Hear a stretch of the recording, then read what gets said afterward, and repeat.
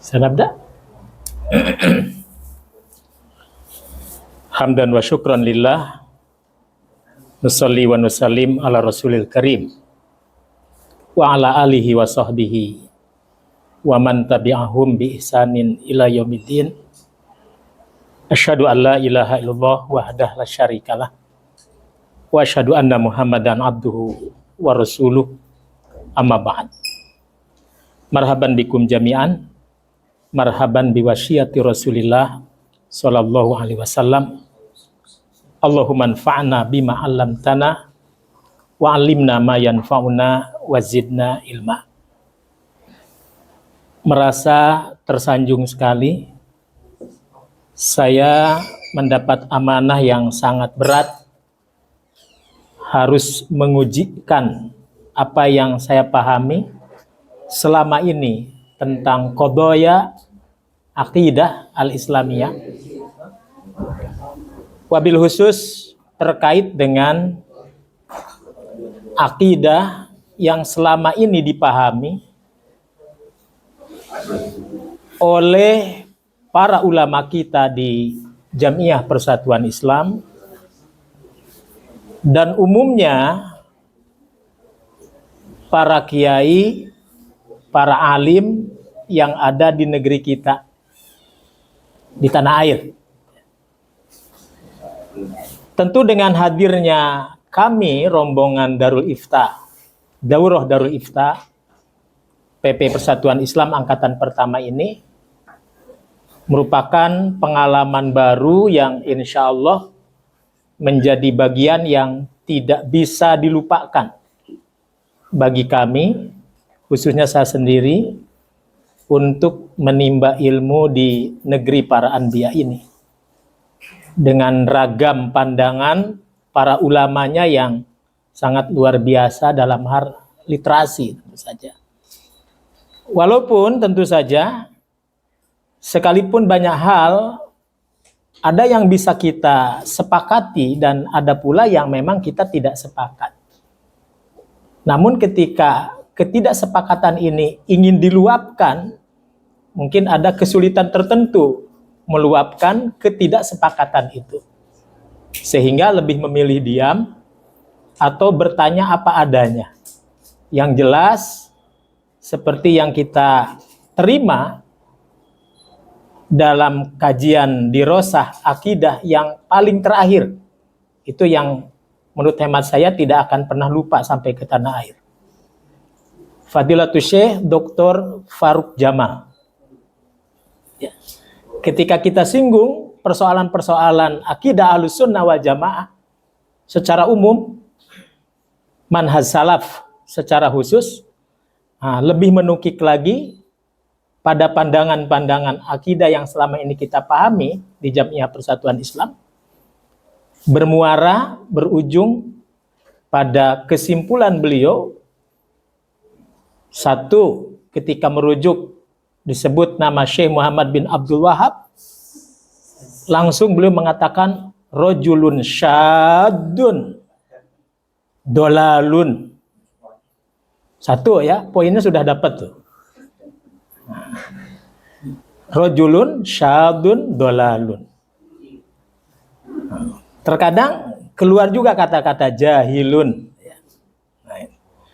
Ketika kita sebut manhaj salaf dalam makna as-salafiyah al-asirah, maka muncul kata-kata yantasiru fi biladil muslimin kama yantasiru corona virus. Jadi penyebaran Wahabiyah Salafiyah bagaikan penyebaran virus corona, kata beliau. Nah, itu jadi catatan. Tetapi ya kami menikmati dan mensyukuri apa yang beliau sampaikan dengan merujuk kepada muqaddimah akidah Sanusiyah ya. Muqaddimah akidah Sanusiyah yang tentu saja tidak populer ya untuk kita ya. Baik ikhwan fillah azakumullah, agar ada sanad yang jelas bagaimana saya mencoba untuk melahirkan satu judul yang mungkin bisa dibaca makalahnya. Ada makalah yang saya tulis tahun 1997. Cukup lama ya. Sebagai respon terhadap wasiat ilmiah Allah yarham Ketua Umum Persatuan Islam Kiai Haji Abdul Latif Mukhtar. 1997, istri saya baru 1 tahun umurnya, yang di pojok itu. Jadi 97 baru lahir, 1 tahun 96. Nah, jadi ketika saya suruh baca sama beliau, jadul banget, berarti saya itu generasi jadul kata beliau gitu ya. Nah. Baik. Saya coba ingatkan kembali, mengingat-ingat kembali nasihat beliau ketika bertemu dengan Kiai Haji Abdul Latif Mukhtar dalam satu perhelatan ilmiah di Masjid Istiqlal waktu itu, tahun 97. Jadi cukup lama sekali. Nah, oleh karena itu saya coba gubah kembali judulnya menjadi menuju tauhid yang menyatukan dan menggerakkan. Ikhtiar memotret peta manhaj akidah persatuan Islam. Waktu itu saya belum jadi anggota Dewan Hizbah ya. Jadi masih pemuda Persis Jatinegara. Ya, masih bujangan. Ya. Ya, bujangan yang pertama. Tobakot Ula. Ya.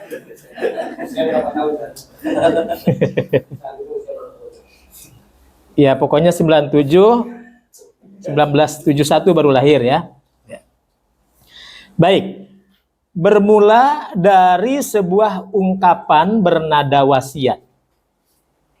Bagi rekan-rekan muda di lingkungan Jamiah, ke depan Persatuan Islam harus sudah memiliki rumusan-rumusan baku dalam pelbagai permasalahan akidah, kata beliau. Sifat dan karakteristik Ahlus Sunnah wal Jamaah yang disepakati dalam perspektif Jamiah menjadi sangat penting adanya. Hal ini harus segera diwujudkan di mana umat sangat membutuhkan pengetahuan tentang perbedaan antara Ahlus Sunnah dengan firqah-firqah lain yang semakin menjamur.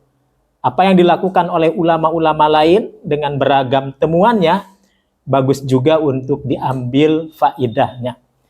Kalimat ini memiliki sababurud ya. Jadi asbabul kurunyungnya ada ya. Kenapa tiba-tiba beliau bicara seperti itu? Beliau menyaksikan sendiri bagaimana Al-Habib Muhammad Al-Kaf ya, yang dari Jawa Timur itu, Setiar, yang memimpin Muassasah Al-Bayyinat, satu muassasah yang konsentrasi khusus menghadang Syiah di Jawa Timur. Bangil pasti paham beliau, Muhammad Al-Kaf. Ya. Dan nampaknya ada banyak kesamaan dalam pandangan ketika menghadapi kaum Syiah waktu itu. Sama halnya ketika kita tarik hari ini, saya coba untuk memberikan satu sodoran tadi pada Syekh Farouk Jamal juga tadi, ya, pertemuan terakhir pagi tadi juga, pandangannya juga sama, beliau sangat kencang sekali gitu. Jadi mengingatkan kawan kita di MIUMI, ya, Majelis Intelektual Ulama Muda dari Malang, sangat populer namanya, Kiai Haji Idrus Ramli, yang sama-sama kenceng juga menghadang Syiah, tapi dia sangat tidak senang kalau orang sudah mengusik Asy'ariyah Maturidiyah. Ya. Jadi justru MIUMI, Majelis Intelektual Ulama Muda, menjadi jembatan ya, untuk mencoba mencari titik yang sama, mana-mana yang memang sangat penting sebagai prioritas untuk dihadapi, dan mana-mana yang perlu kita saling toleran kalau memang ada perbedaan. Nah, ternyata itu tidak hanya berlaku dalam masalah-masalah fikih. Ya. Dalam persoalan akidah pun, ternyata furu'ul akidah juga, apa artinya, banyak juga yang memang harus kita tabayunkan dalam masalah-masalah furu', ya, furu' akidah. Walaupun akidah itu usul, tetapi di dalam perkara usulul akidah, ada furu-furu yang memang sangat luar biasa. Kalau kita membicarakan soal tamadhab, bermadhab pada salah satu madhab fikih, apakah hal itu harus terjadi pula pada bermadhab kepada salah satu madhab akidah yang ada, yang populer. Nah, kemarin saya sampaikan juga kepada Aminul Fatwa Darul Ifta, Syekh Dr. Ahmad Mamduh, bagaimana Darul Ifta menyikapi madhab akidah. Dalam madhab fikih kita terima dan kita sangat menikmati keterbukaan wasatiyahnya di situ, tasamuhnya di situ. Bagaimana dengan bermadhab dalam akidah? Nah, tapi nampaknya memang secara keseluruhan para ulama di sini juga lebih apa artinya menyarankan agar kita komitmen, disiplin dalam bermadhab, indibat bil madhab, al-muntasib bimadhab al-mu'tamad, ya. Nah gitu. Nah, sudah dalam hal fikih kita tidak mu'tabad dalam bermadhab, dalam akidah pun kita tidak mu'tamad. Jadi kita ini kemana sanad akidah kita, kemana sanad fikih kita? Nah ini, tapi insya Allah seperti yang dikhawatirkan oleh Ustadz Tiar, qaulun khotir, ya. Nah, dari kejauhan para peserta daurah sudah mulai goyah katanya, galider. Nah, apalagi kalau sudah dibawa ke makomnya Burdah Al-Bushiri, ya, kasidah Burdah, Sohibul Burdah, ya. Wah, Masya Allah, ini udah luar biasa. Mudah-mudahan bukan itu yang jadi viral nanti di tanah air, ya. Makanya kemarin saya nggak ikut masuk, ya, khawatir jadi dalil nanti, menjadi pintu bahwa kepulangan kita ke tanah air membawa suasana baru, ya, dalam percaturan akidah dan manhaj. Baik, jadi Ustadz Latif Muhtar waktu itu juga mengambil pelajaran dari Al-Habib Al-Kaf yang memang tulisan-tulisan beliau sangat bagus, literasinya cukup, memakai kitab-kitab yang rata-rata kitab-kitab akidah Asy'ariyah yang dipakai untuk menghajar Syiah waktu itu, ya. Nah, tapi beliau juga Masya Allah menukil juga pandangan-pandangannya Syekhul Islam Ibnu Taimiyah, Imam Ibnu Qayyim Al-Jauziyah dan lain sebagainya. Nah, makanya kata beliau, coba dong anak-anak muda sudah mulai merumuskan. Kita yang sudah sepuh-sepuh sepertinya tidak cukup waktu untuk bisa merumuskan. Oleh karena itu yang kita terus desak kepada pimpinan, terutama pimpinan Dewan Hizbah, sejak zaman Kiai Haji Aceng Jakaria, agar Persatuan Islam punya panduan khas, ya, dalam hal risalah tauhid. Sudah disepakati, waktu itu ada 10 masalah yang saya kebagian masalah terakhir, dan sudah saya kirimkan tulisan-tulisan saya kurang lebih 25 judul. Tapi untuk yang bertugas 1, 2, sampai 9, nampaknya tidak semua menghadirkan tulisan ke pimpinan, sehingga kata Ustadz Jayanandang belum bisa dilanjutkan. Nah, nampaknya ini menunggu antum-antum semua yang hadir di sini untuk segera pulang ke tanah air dan segera mewujudkan cita-cita besar itu, ya. Nah, walaupun memang alternatifnya ada, seperti nanti akan saya jelaskan. Baik. Apa yang dilakukan oleh ulama-ulama lain, kata beliau,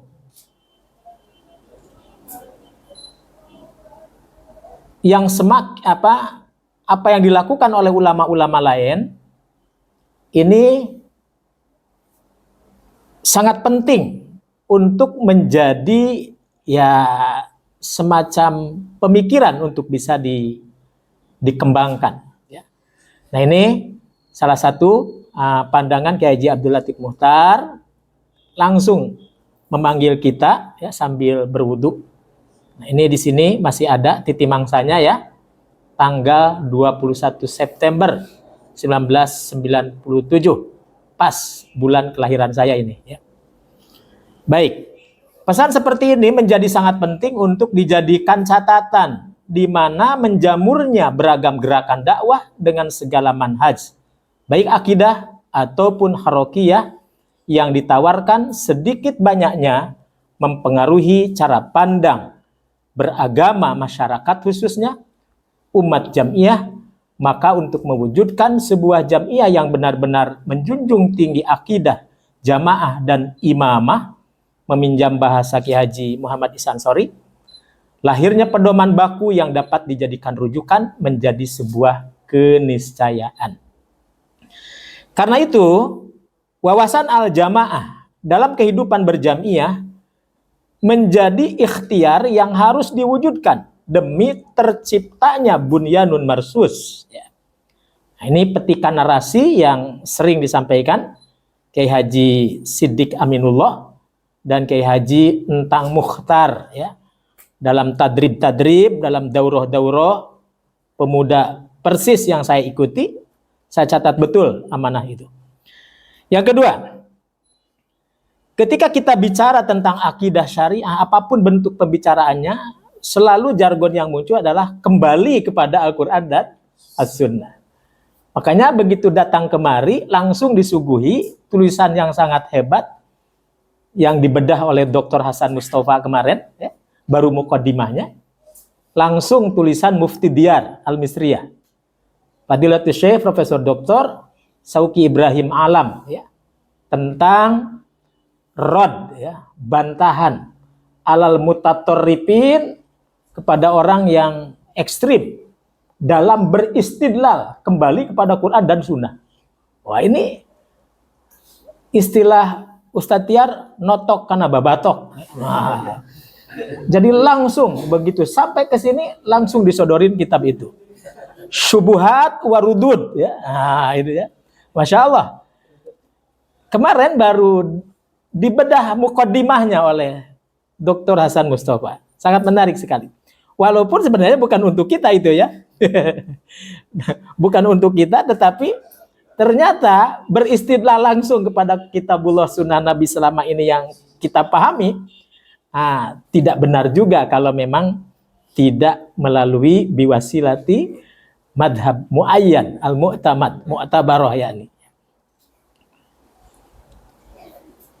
Tamam kita? Tamam kita?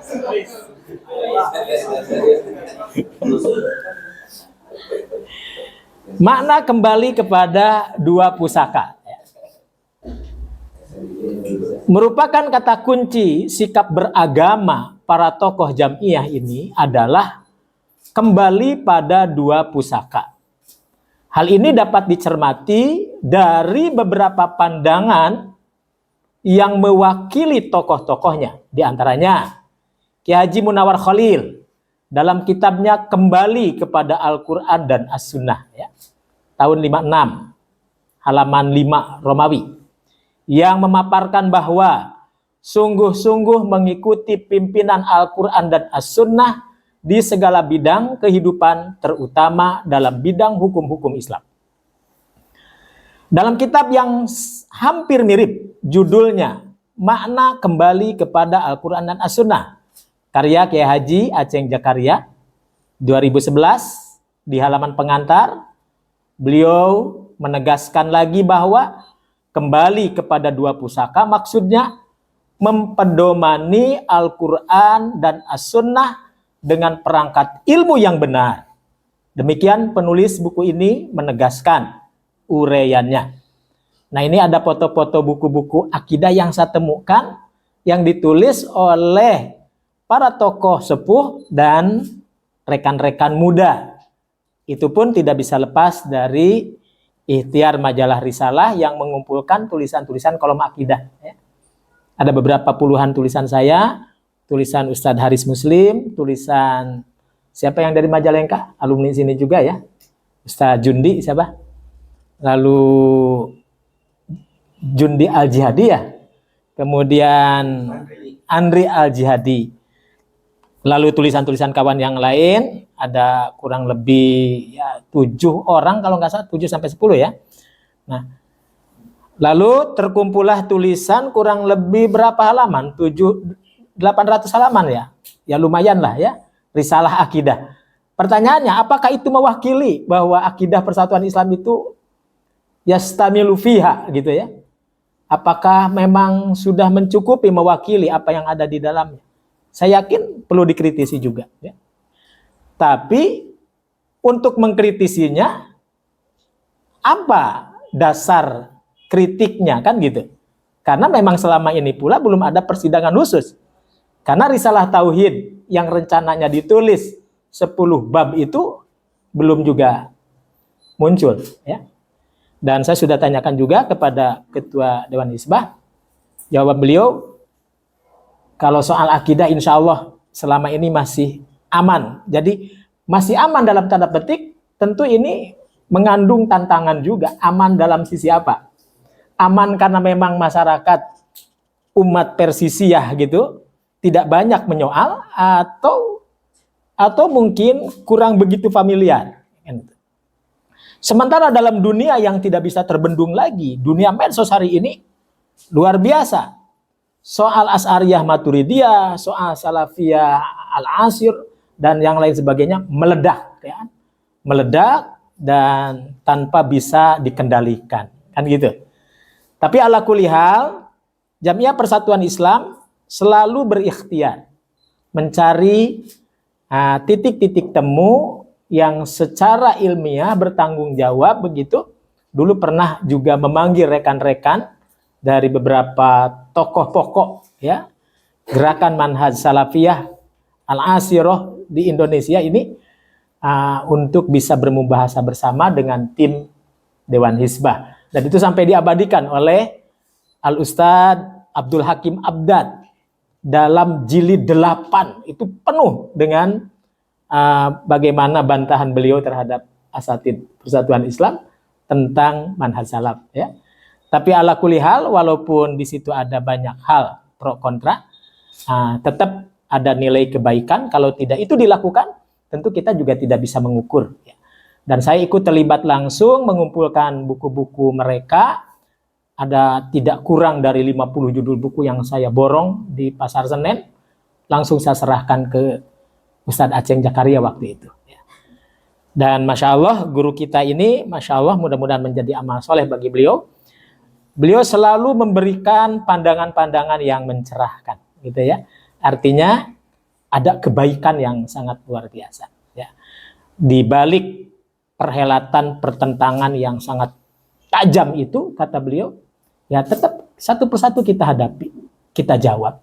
Dan beliau memang menjawab, begitu ya. Beliau menjawab, Masya Allah. Nah, kalau saya pikir-pikir ya, dari manhaj wasatiyah yang dikembangkan di Darul Ifta, dari sisi metodologi, saya pikir para sepuh kita, para alim kita pun di Jamiah Persatuan Islam sudah melakukan hal yang sama, walaupun tentu ada literasi-literasi yang memang perlu dilengkapi kan gitu. Atau mungkin bisa jadi literatur-literatur itu ya memang tidak populer di kalangan kita. Nah, ketidakpopuleran itu mungkin harus kita pangkas. Dari mana, dari masa mana ke mana. Karena ini juga tidak bisa dilepaskan dari pergerakan bagaimana perkembangan pemikiran yang ada di Timur Tengah, khususnya di Saudi Arabia dan Mesir begitu. Mesir yang dikenal dengan pan-islamismenya, lalu turun pada Muhammad Abduhnya, lalu turun pada Sayyid Muhammad Rashid Ridhonya. Itu juga tidak bisa dilepaskan dari kaitan gerakan Syekh Muhammad bin Abdul Wahab di tanah Hijaz begitu ya. Tapi di situ ada juga perbedaan. Kan gitu. Ada perbedaan-perbedaan yang sangat signifikan yang memang harus kita urai. Nah, ini jadi semakin banyak kita itu mencari titik awal dan bidayah wa nihayahnya itu dari mana ke mana kan gitu. Apakah sanad kita ini lebih condong ke Abduh? Apakah sanad kita ini lebih condong kepada Syekh Sayyid Rashid Ridho? Atau kita ini kemana kan gitu? Ke Asy'ari, ke Maturidi dan lain sebagainya. Nah, yang jelas pertarungan itu di dunia media maya kan gitu. Ini sudah meledak tanpa bisa dikendalikan tadi ya. Nah, ketiga, al-Islamu huwas sunnah wal Islam. Laksana dua sisi mata uang yang tidak terpisahkan. Ketika membicarakan Islam, maka sudah pasti membincang Al-Quran dan As-Sunnah. Atau ketika disebut sunnah, berarti membincang Islam secara keseluruhan. Baik. Karenanya para ahli ilmu memberikan kesimpulan, diantaranya satu, perkataan al-Islamu huwa sunnah wa sunnatu huwal Islam. Islam adalah sunnah dan sunnah adalah Islam. Merupakan ungkapan emas al-Imam al-Ajuri dalam kitabnya Asy-Syariah. Yang kedua, perkataan al-i'tisamu bihablillahi najatun kasafinatinuh faman rokiba naja wa man ba'uda agroko. Berpegang teguh pada tali Allah Azza wa Jal, laksana naik bahtera Nabi Nuh alaihissalam. Siapa bersegera naik, maka dia selamat. Siapa menjauh dengan sengaja melambankan diri untuk tidak naik, maka bersiaplah untuk tenggelam. Ini merupakan ungkapan Imam Ibnu Syihab Az-Zuhri, seorang sigurut tabi'in, ya, dan dituliskan oleh Imam Al-Ajuri pada kitabnya Asy-Syariah, ya, menukilkan ulama sigur tabi'in tadi. Yang ketiga, perkataan al-ilmu qala Allahu wa qala rasuluh wa qala sahabatuhum ulul irfan mal ilmu nasbu kalil khilafi safahatan bainar rasuli wa bainar ra'yi fulan. Hakikat ilmu itu adalah firman Allah dan sabda Rasulnya, juga pandangan sahabat Rasul, karena memang mereka adalah benar-benar ahlul irfan, ahli ilmu.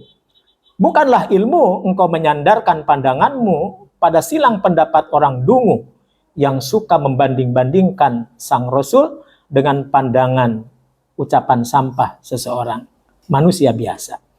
Merupakan ungkapan pemilik kitab Nuniyah Al-Imam Ibnu Qayyim Al-Jauziyah. Saya coba kemukakan kemarin bahwa kata masyayikh di sini tidak bisa langsung begitu. Memang kita sepakat bahwa Quran, Sunnah itu masdar pokok, kan gitu. Tapi selain memahami Quran dan Sunnah, tetap harus ada wasilah. Nah, berarti secara tidak langsung memang para ulama ini sudah menyimpulkan bahwa apakah sekarang masih ada yang kapabilitasnya sebagai ahli ilmu yang sifatnya mustakil atau minimalnya mutlak ghair mustakil, atau yang ada hanya mujtahid tarjih atau hanya sekedar mujtahid fatwa. Saya coba sampaikan hujah ini kepada mereka sebagaimana pandangannya Profesor Dr. Wahbah Az-Zuhaili, ya, tentang pandangannya terhadap madhab atau terhadap siapa ahlul ijtihad. Nah, ternyata memang bukan soal tidak sepakat dengan pembagian itu. Cuma persoalannya siapa yang akan kita jadikan panutan hari ini. Jadi kalau Profesor Dr. Muhammad Salabi, ya, yang ngajarin kita juga, kalau beliau begitu sangat yakin, wa ana syafi'iyan madhaban. Lalu saya mencoba untuk memotong, ya, menyanggah dalam makna apakah sama sekali itu yang bisa dipegang, yang lain la ahad, tidak ada. Menurut hemat saya, kata beliau, ini yang paling tepat. Soal Anda, ya itu terserah Anda kan gitu. Tapi saya di sini syafi'iyan madhaban gitu. Nah, ini saya catat, walaupun tentu sangat bergemuruh di dada ya, bergolak dalam pikiran, ingin sekali menyemburatkan apa yang ada dalam pikiran, tapi itu tidak bisa ya. Minta tulung kasaha gitu ya, untuk menyampaikan ya gejolak hati gitu. Nah, tapi ya menarik. Artinya pointernya sudah bisa kita pahami betapa mereka intibat terhadap manhaj keilmuan, sanad keilmuan, talaki keilmuan. Apalagi kalau kita memperhatikan Syekh Ahmad Mamduh ya. Setiap pertanyaan dijawab dengan berbagai puluhan pakroh, paragraf-paragraf yang itu memang murni nukilan dari kitab yang beliau baca kan gitu. Dan beliau juga mengakui bahwa saya ya memegang pada teorinya Syekh Amin Sinkiti, ya, ulama Tanzania yang kalau menjawab itu ibarat membaca kitab satu kitab gitu. Satu pertanyaan dijawab kola kama kola fi kutub hada. Ya beliau bercerita begitu kan. Nah, seperti yang kita terima seperti itu. Nah, mungkin ya kita iktibar dalam hal ini, istifadah dalam hal ini, walaupun apa artinya tentu saja ada perkara-perkara yang memang perlu kita carikan ya titik temunya sebenarnya ada di mana. Makanya saya sampaikan dalam diskusi pertama di KPMJB ya, seperti yang disampaikan ringkasan-ringkasan oleh rekan-rekan di grup, Ustadz Husna, Ustadz Ahmad, Ustadz Ali Nurdin dan lain sebagainya, Ustadz Abdullah, Ade Abdullah yang sudah menuliskan beberapa ringkasan yang cukup menarik. Sebenarnya yang harus daurah ini sebenarnya akan lebih tepat kalau yang dipertemukan itu adalah anggota Dewan Hizbah untuk bisa langsung berhadapan, mendengarkan, menyimak, dan berargumentasi untuk mencari titik mukoronah tadi ya. Tapi saya secara pribadi mengucapkan tahniah yang sangat luar biasa kepada bidang tarbiyah ya, yang sudah memfasilitasi ini dan mengawali sejarah ini gitu ya. Karena setelah kita datang baru rombongan Kemenag. Rombongan Kemenag baru datang beberapa hari setelah kita, 1 minggu ya, 1 minggu. Nah, rombongan Kemenag baru datang. Dan menurut informasi di Majelis Ulama, beberapa kawan menceritakan yang mengawali itu kami dulu dari Lembaga Dakwah Nahdlatul Ulama.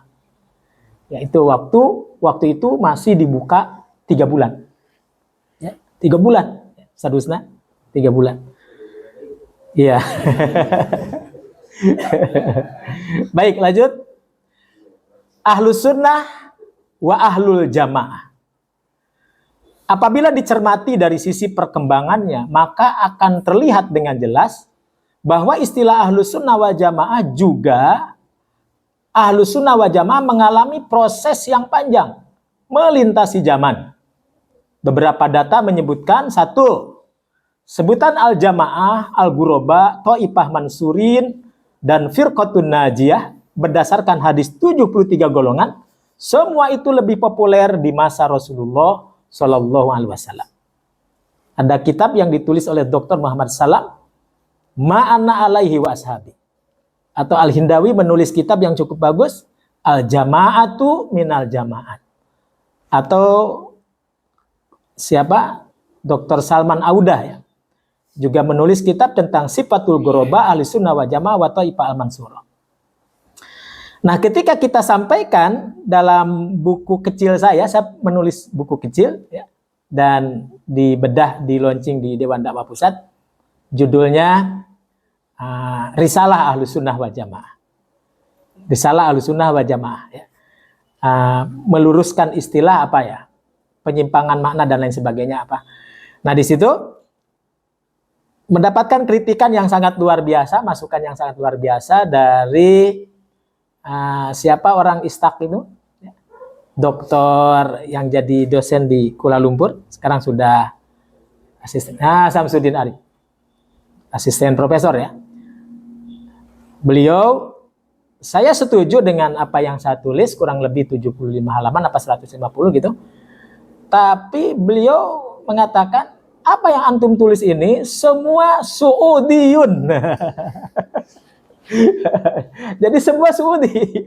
Ya saya mengaku bahwa rujukan-rujukannya banyak merujuk pada kitab-kitab yang saya tahu, yang saya kenal. Ya memang Saudiyun kan gitu ya. Nah, antum nggak imbang kalau begitu katanya. Jadi sebaiknya ya antum juga ambil pandangan-pandangan Azhariyun dan lain sebagainya. Ya, ulama-ulama Malaysia.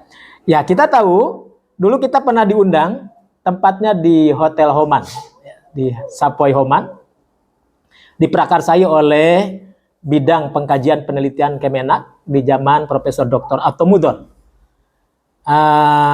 Menterinya Pak Tarmidi Taher. Pak Tarmidi Taher. Adapun ulama-ulama Malaysia yang dihadirkan tidak kurang dari 10 ulama Malaysia yang hampir rata-rata Asy'ariyah Maturidiyah. Jadi memang luar biasa. Makalah-makalah yang disampaikan semua mengokohkan pentingnya mengokohkan Ahlus Sunnah wal Jamaah di ranah Melayu. Nah, itu simposium besar, temanya adalah bagaimana mengokohkan Ahlus Sunnah wal Jamaah di tanah Melayu. Jadi Syiah, Khawarij dan varian-variannya, Mu'tazilah dan varian-variannya, Aqlaniyah dan varian-variannya, Al-Firaq Al-Munharifah dengan segala varian-variannya betul-betul dikulitin di situ. Termasuk yang dikuliti adalah Wahabiyah. Lagi-lagi muncul Wahabiyah. Nah, saya protesnya saya melahirkan 3 tulisan halaman. Ada 3 halaman tulisan saya mencoba mengajukan tulisan kepada Profesor Dr. Atomudor waktu itu. Judulnya Ahlus Sunnah wal Jamaah versus Ahlul Bid'ah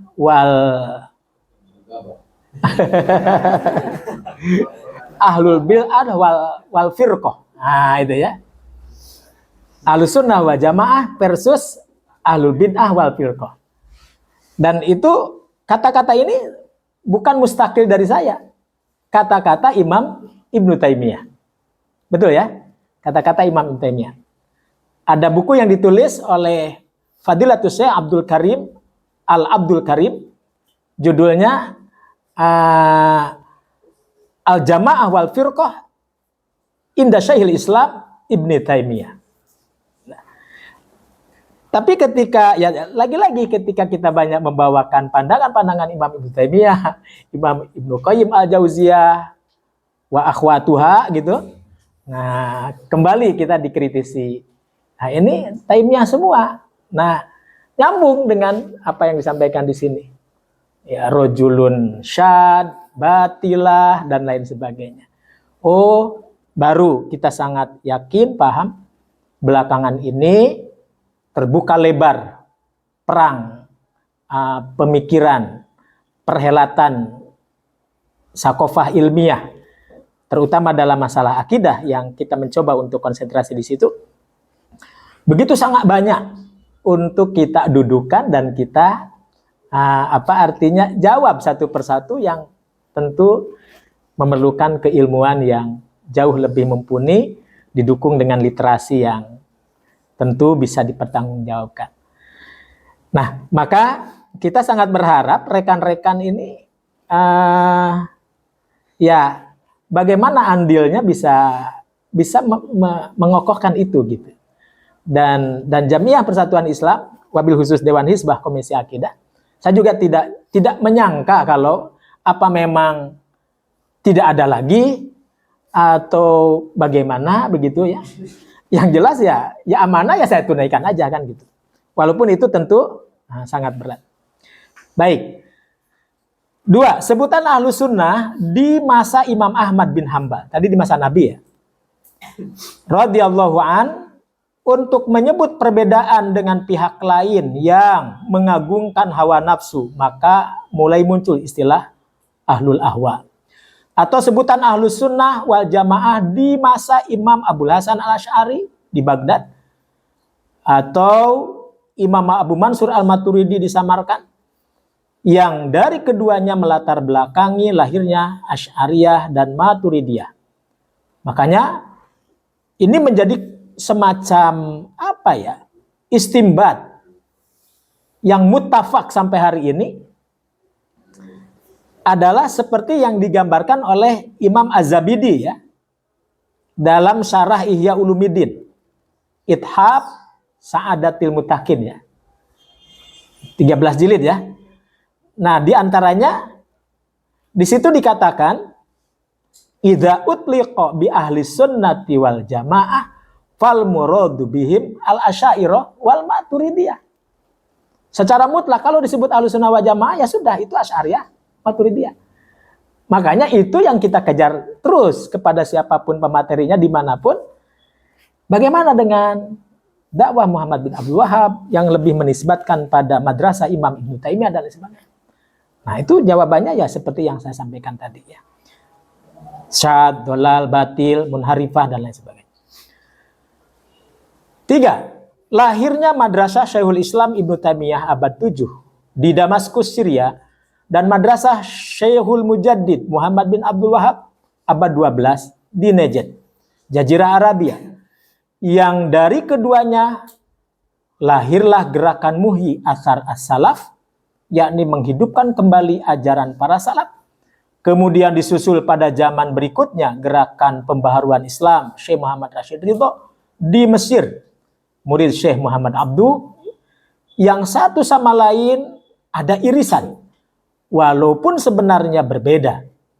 Di satu sisi ada kesamaan dalam hal ruh pembaharuan, namun di sisi lain ada diskursus rasionalitas yang masih terus menjadi perdebatan para ahli teologi. Nah ini, makanya nanti bisa dibaca juga tulisan saya berikutnya tentang akidah dan manhaj kalam Dr. Muhammad Natsir.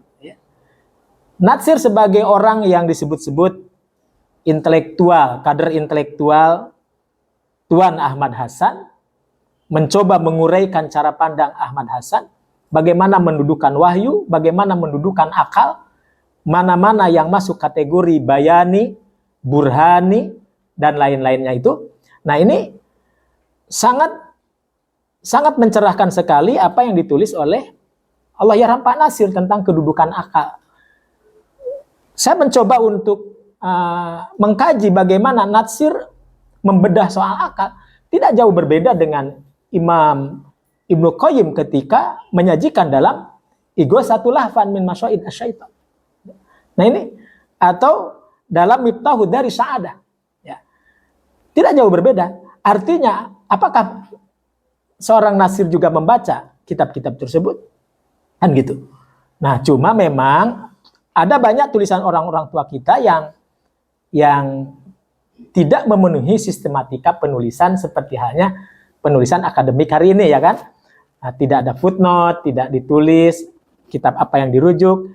Nah, biasanya mereka menukil, tapi nanti di akhir baru muncul kepustakaan apa yang dibaca oleh mereka.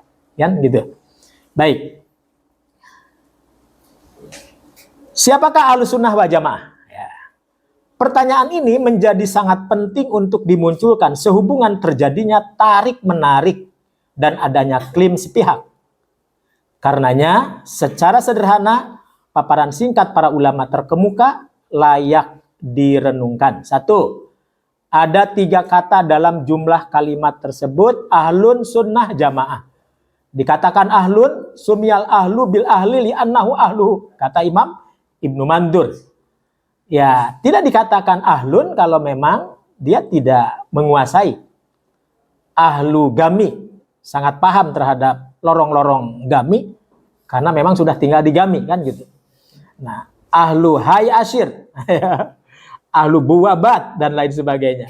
Tidak dikatakan ahli buwabat kalau memang tidak paham lorong-lorongnya. Dikatakan ahlu sunnah karena memang dia paham sekali lorong-lorong, seluk-beluk, ya, sampai perian-perian kecil tentang ahlu sunnah.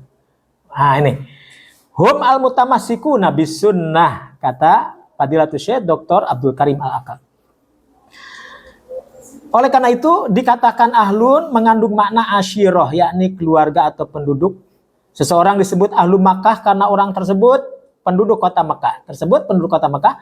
Yang mengetahui seluk-beluk isi kota itu. Demikian pula dengan kata lainnya. Pandangan ahlul qomus dan mu'jam semisal Imam Ibnu Mandur rahimahullah dalam kitabnya Lisanul Arab. Artinya apabila dikatakan ahlu sunnah wal jamaah adalah mereka orang-orang yang memahami seluk-beluk as-sunnah itu sendiri dan berpegang pada prinsip-prinsip al-jamaah, yakni mengikuti Rasulullah SAW dan para sahabatnya. 2. Pandangan Imam Ibnu Taimiyah rahimahullah yang menyebutkan bahwa ini nukilan al-fatawa, fa inna tasmiyata ahli sunnati wal jamaah huwa ismun qadimun qabla ayyaj'alallahu Aba Hanifah wa Malik wa Syafi'i wa Ahmad bin Hambal. Penamaan ahli sunnah wal jamaah, kata beliau, sudah ada sebelum Allah ciptakan imam madhab yang 4 sekalipun. Kata Imam Ibnu Taimiyah. Nah, lalu beliau menguraikan dalam majmu' fatwanya, kan gitu. Ya. Nah, lalu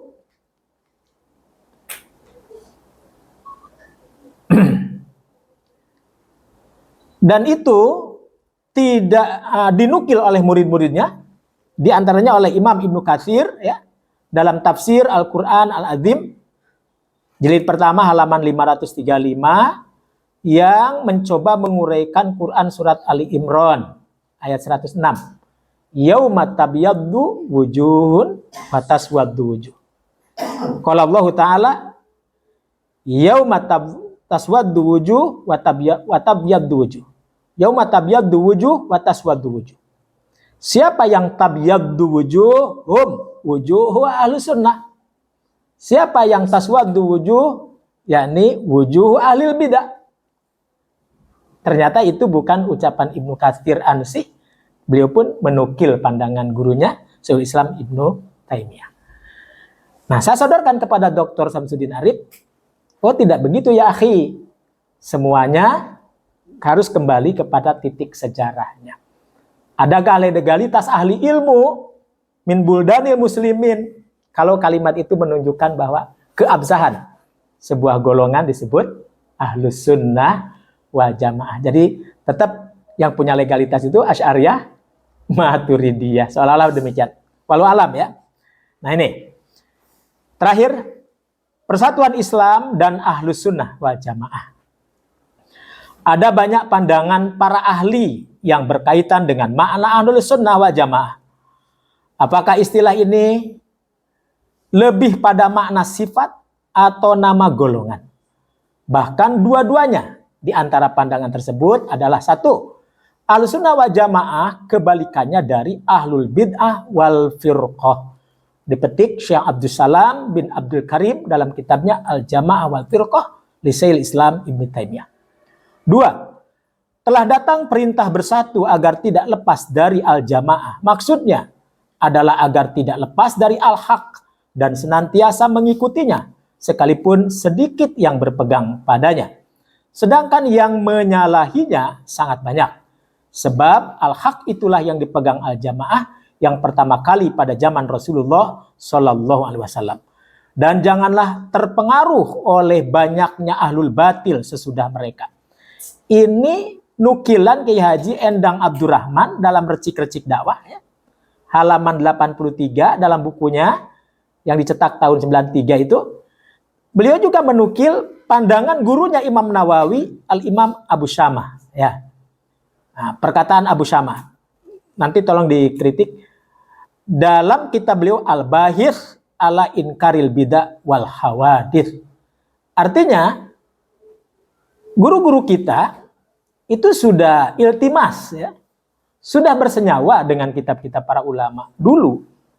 Nah, namun tentu saja pengembangan berikutnya untuk dijadikan sebuah pencabaran ilmiah yang lebih menyeruak. Nah, ini mungkin kita masih kalah gerak, masih kalah langkah dengan kader-kader tetangga ya yang sudah mempopulerkan kitab-kitab yang disusun oleh para masyayikh yang ada. Contohnya, sekarang sudah mulai banyak Syekh Turmusi ya, Termes, ulama Termes ya, Kiai Termes menyusun kitab, lahir kitabnya bahkan ditahqiq ya oleh kader-kader muda, alumni Azhar, alumni Syam. Nah ini kan saya pikir menjadi pemacu ya bagi kita untuk mengambil istifadah.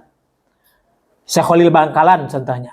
Ini sudah mulai banyak tahqiq-tahqiq terhadap kitab-kitab yang ditulis oleh ulama-ulama mereka.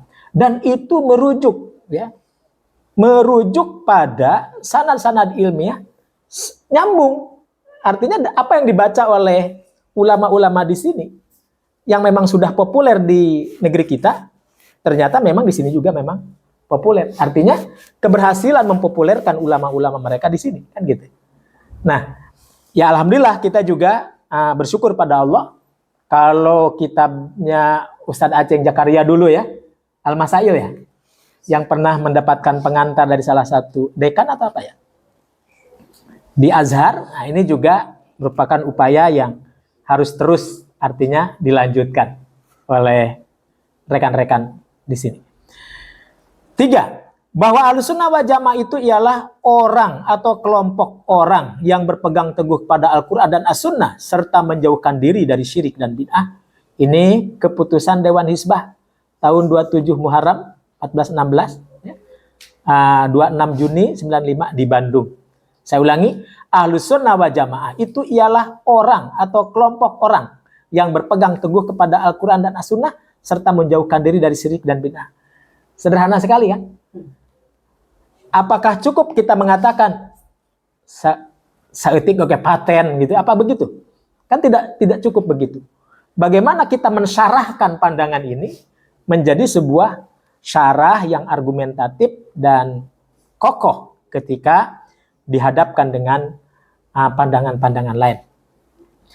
Dalam memaknai istilah mulia tersebut, ulama-ulama Persatuan Islam lebih memaknainya dengan makna sifat, baik sifat perorangan atau sifat kelompok yang jelas, berpegang teguh pada kitabullah dan sunnah nabinya, serta menghindari syirik dan bid'ah menjadi karakteristiknya. Nah, ini ada beberapa tulisan saya, pengantar akidah Islam, risalah akidah, ya, risalah Ahlussunnah wal Jamaah, kuliah akidah dan manhaj.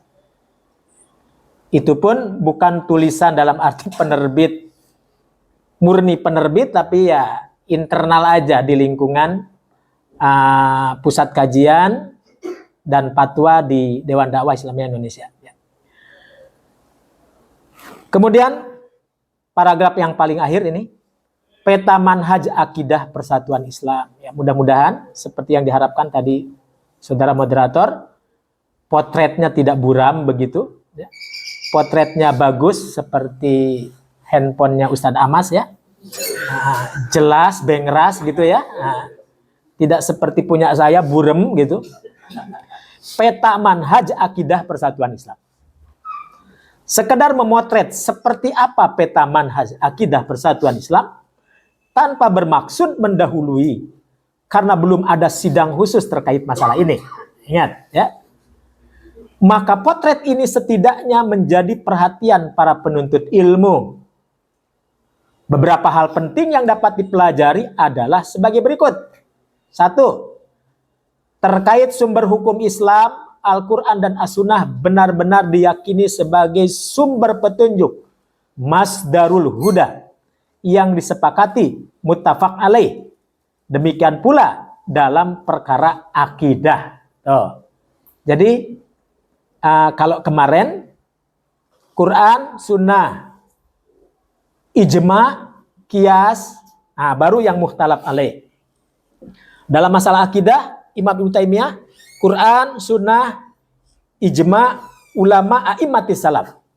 Nah, ijma, ulama, a'immatis salaf tidak begitu populer juga di kita. Berarti dari sisi kita dengan rekan-rekan yang mengusung manhaj salafiyah pun pasti ada irisan di situ. Ya, ada irisan di situ.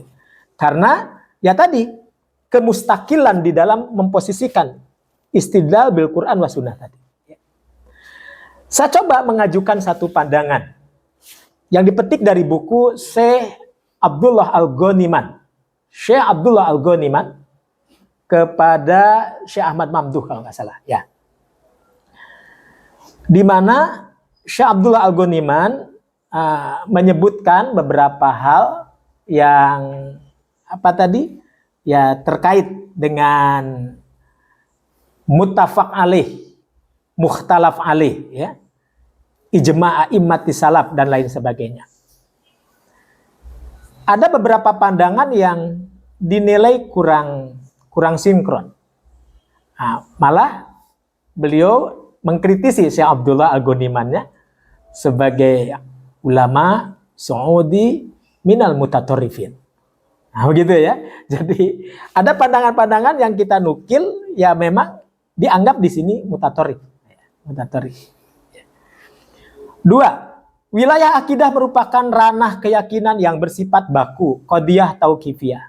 Berbeda dengan wilayah fikih yang memerlukan anasir lain sebagai sumber ijtihad dalam Islam. Ijma, qiyas, maslahah mursalah, istihsan, saddud dari'ah, dan lain-lain yang oleh sebagian ulama masih mukhtalaf alaih. Tiga, dengan kedudukan Al-Quran dan As-Sunnah sebagai sumber petunjuk, maka keduanya menjadi landasan akidah Islamiyah menurut Persatuan Islam, di mana Ahlus Sunnah wal Jamaah menjadi bingkainya. Nah, menuju kesamaan literasi manhaj akidah Persatuan Islam. Dalam usianya menuju genap memasuki 100 tahun, terhitung 1923-2021, karena saya menulisnya 2021 ya. Nah, akar pikirannya tadi 97, baru ditulis 2021 kemarin.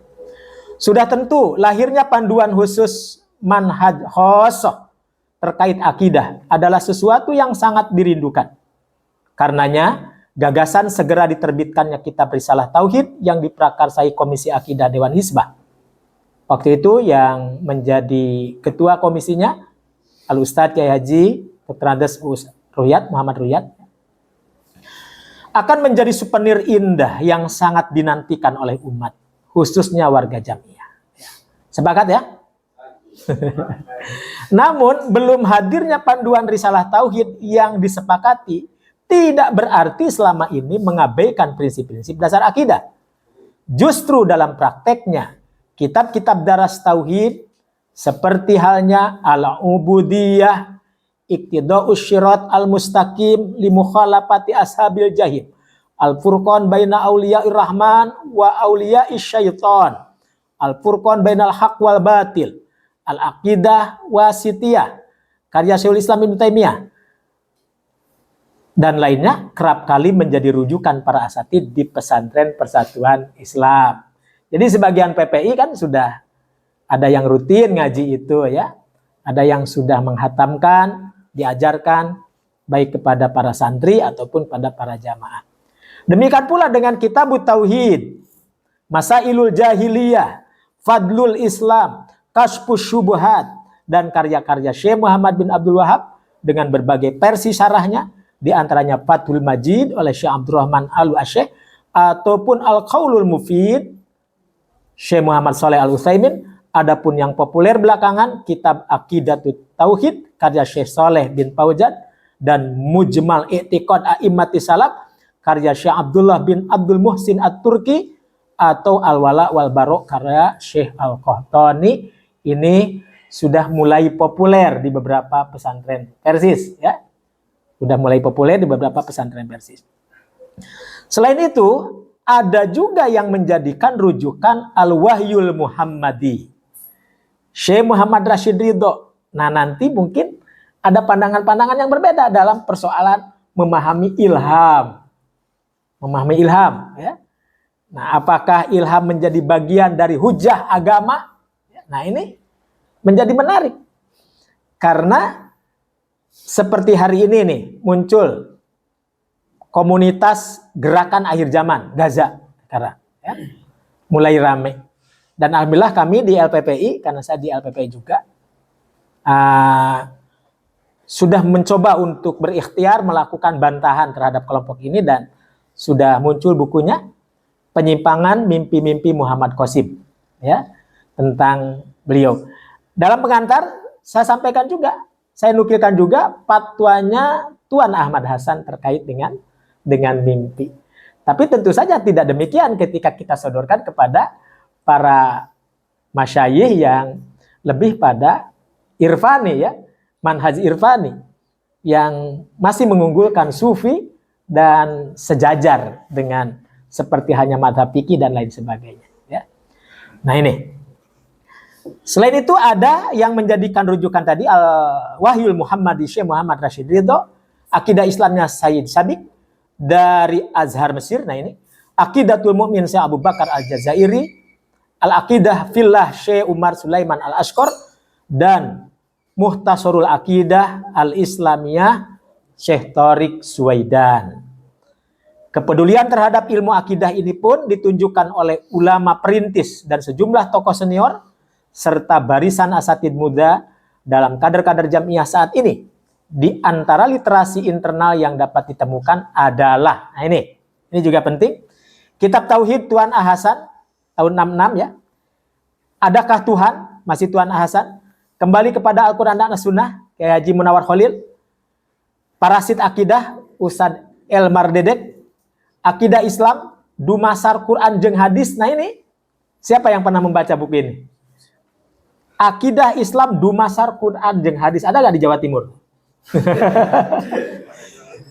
Kiai Haji Sarip Sukandi. Ya. Ketika saya baca, ini lebih condong pada manhaj salaf. Dalam pembagiannya itu seperti manhaj salaf, pada prinsipnya sama seperti itu.